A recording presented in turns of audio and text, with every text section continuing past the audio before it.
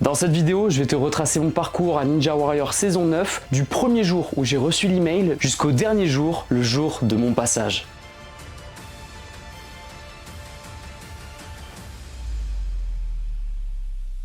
Ninja Warrior, c'est un parcours d'obstacles situé au-dessus de piscine. Le but est de franchir tous les obstacles sans tomber dans l'eau, afin d'enclencher un buzzer situé au bout du parcours. Le but, c'est de faire le parcours en un minimum de temps. L'émission arrive en France en 2016 et depuis ces dernières années, énormément de sportifs se sont frottés à ce défi colossal qui est devenu Ninja Warrior.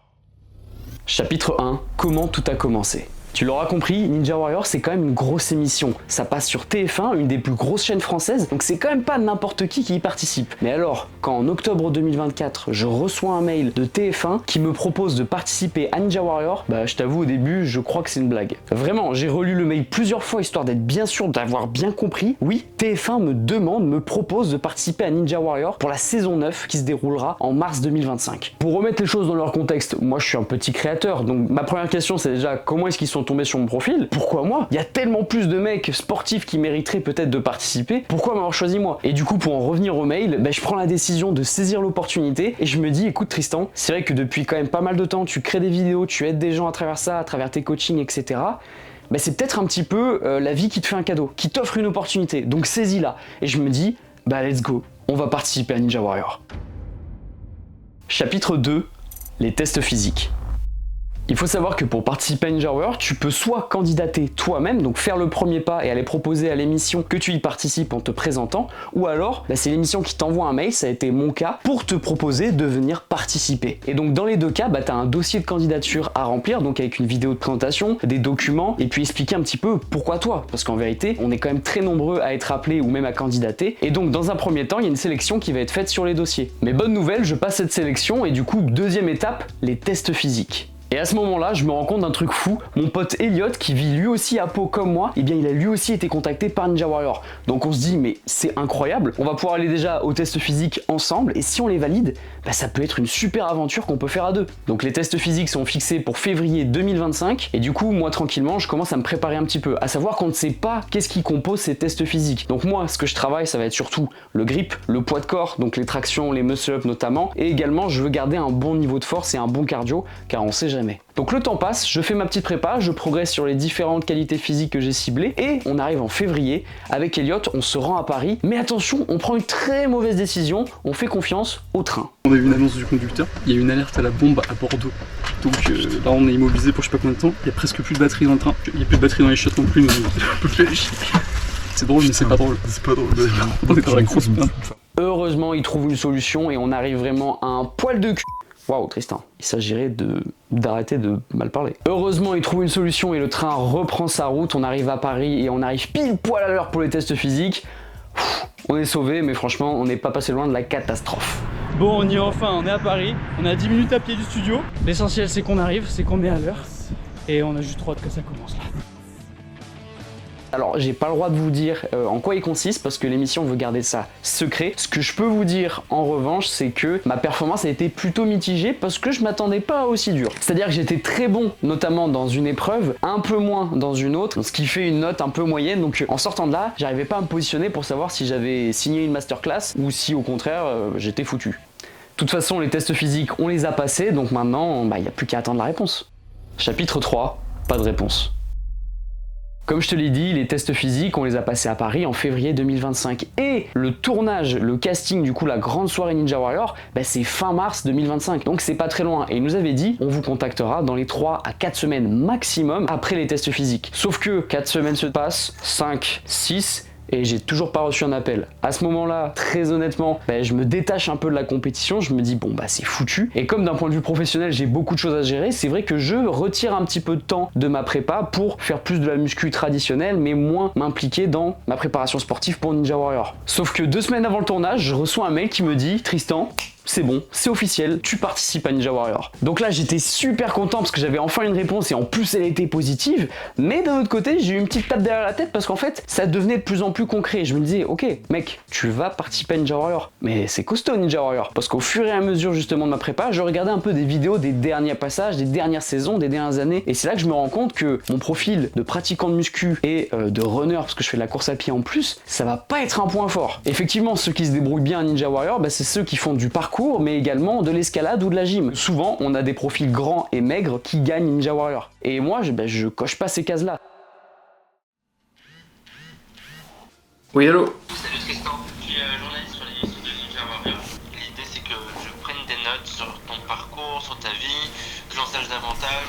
T'as des palmarès toi Tristan? Enfin, t'as participé à des grosses compètes? Alors, non, mais j'ai participé à une course d'obstacles qui était aux Pays-Bas qui s'appelle le Strong Viking. 13 km avec des épreuves, de la boue et tout ça. J'ai fait le 10 km des Champs-Élysées récemment. Ok. Tu m'as dit que t'avais pas beaucoup de souplesse? Non. Et oui, un gros point faible aussi, je l'ai pas dit, mais j'ai le vertige. Ah bon? Ok, est-ce que toi tu te sens prêt aujourd'hui? On va dire, écoute, que je prends l'aventure comme ça. C'est un jeu télévisé, donc c'est un jeu en fait. On va grimper, on va faire les enfants, donc on va s'amuser. Alors, et c'est une compétition hein, quand même Ninja Warrior. Il y a des personnes en fait qui s'entraînent depuis des années pour le parcours de Ninja. Ouais, je sais. Avec 100 000 € à la clé. Chapitre 4, remettre le pied à l'étrier. Donc ça y est, c'est officiel, je participe à Ninja Warrior, j'ai mon feu vert, mais il va falloir que je me prépare encore mieux. D'ailleurs justement, je tiens à remercier la salle Positive Park avec laquelle j'étais en collaboration pour ma prépa Ninja Warrior. C'est une salle dans laquelle j'ai pu faire de l'escalade, mais aussi me préparer un petit peu aux épreuves type parcours. Notamment, j'ai pu bosser une de mes plus grosses peurs, le mur de Ninja Warrior. Alors faut savoir que c'est pas la taille du méga mur, mais du mur standard. Et je me disais c'est obligatoire, il faut que j'arrive à le valider à l'entraînement pour que le jour de la compétition, si j'y arrive jusqu'à ce mur, je puisse le valider. Ce serait trop bête d'être éliminé là-dessus parce que je l'ai pas travaillé. Et donc les 2 semaines d'affûtage passent, je m'entraîne et je progresse super vite, que ce soit d'un point de vue grip, mais aussi d'un point de vue mur, parce que j'arrive enfin à le valider et donc ça me met en confiance pour la suite. Je progresse super bien, mais malheureusement, j'apprends aussi une mauvaise nouvelle pendant ces 2 semaines de prépa, c'est qu'Eliott n'a pas été pris. À la base avec Eliott, on voulait participer à Ninja Warrior ensemble. Et on voulait aussi du coup qu'à l'hôtel, on puisse prendre une chambre ensemble. Parce qu'il faut savoir que quand tu participes à l'émission, et bien justement, l'émission nous met à disposition un logement le temps de la compète. Et le truc, c'est que du coup, comme Eliott pouvait pas venir, je me suis dit, est-ce que je propose à mes proches de venir? Au plus les jours passaient, au plus la date fatidique approchait, au plus je me sentais stressé et la pression commençait à monter. J'ai pris la décision du coup, pour me libérer un petit peu, d'y aller seul. De ne pas faire venir des proches, parce que je voulais pas en fait pouvoir les décevoir. Donc c'est officiel, j'irai seul à Cannes pour Ninja Warrior. Chapitre 5, mon arrivée à Cannes. Sachant que je pars de Pau pour aller à Cannes, il faut couper la France en deux, donc je vais avoir déjà pas mal de transport à faire. Je recommets une erreur qui est de faire confiance au train. Alors décidément, j'ai vraiment pas de peau. À la base, je devais arriver à 17h. L'emploi du temps était déjà planifié par l'émission. À 18h, j'avais un dernier test physique pour être sûr que je suis en bonne santé, que je pouvais participer à l'émission. Devine à quelle heure je suis arrivé à Cannes? 22h. Donc évidemment, je les ai tenus au courant par SMS, mais j'arrive là-bas en me disant, ok, ça y est, je suis référencé comme Tristan le Boulet. Et une fois arrivé à Cannes, enfin, j'arrive dans ma chambre, je me couche, je m'effondre, car mon passage, c'est demain déjà. Chapitre 6, le jour J. Donc on est le jour J, il faut savoir qu'on passe dans la soirée, donc on a toute une journée où on va attendre un petit peu, et c'est cette journée qui peut être un peu compliquée à appréhender d'un point de vue anxiété, stress et tout ça. Et le fait d'être venu seul, finalement ça a été une très bonne décision, parce que Ninja Warrior, c'est tombé dans un moment de mon calendrier où j'avais beaucoup bossé, c'est-à-dire que j'avais, d'un point de vue professionnel, fait de gros progrès avec mon entreprise, et j'étais très très fier des derniers résultats. J'ai aussi beaucoup bossé, et puis la prépa, mine de rien, physiquement, elle m'avait quand même pris du jus, mentalement aussi. Donc en fait, c'était un condensé, et là, c'était un petit peu la conclusion de plusieurs chapitres avant. Et je le voyais vraiment comme ça, donc ça m'a fait du bien de me retrouver un peu tout seul, d'avoir une journée de libre pour penser un peu, pour réfléchir et me remettre un peu dans ma bulle et me dire, ok, quoi qu'il arrive, tu fais ton max. T'arrives à Cannes, l'émission elle te prête un logement le temps de ton passage, t'es quand même nourri en plus, et puis on t'emmène là-bas en voiture, t'as l'impression d'être un peu une star, tu vois. Et du coup, je me dis beaucoup, mais mec, qu'est-ce que tu fous là? Pourquoi toi en fait? Est-ce que t'es à ta place? J'essaye au maximum de pouvoir rationaliser ça en me disant que c'est tous les efforts que j'ai donnés depuis le début en fait, que ce soit en vidéo, que ce soit en coaching, que c'est vraiment en fait ce cumulé là qui m'a permis d'être là actuellement, que je l'ai pas volé non plus, parce que j'ai passé les candidatures, les tests physiques. Donc là, il n'y a plus à réfléchir de pourquoi je suis là, j'y suis. Donc le but maintenant, ça va être de tout donner. Chapitre 7, retournement de situation. Faut savoir qu'à Ninja Warrior, eh bien, on est très nombreux quand même à participer et du coup, on peut pas tous être diffusés. Il y en a qui sont coupés au montage et malheureusement, c'est ce qui m'est arrivé. Donc je ne suis jamais passé sur TF1, je ne suis jamais passé dans Ninja Warrior. Je fais partie du groupe de sportifs qui a été coupé au montage, mais j'ai discuté avec TF1 pour pouvoir vous montrer quand même mon passage et du coup, voici les images.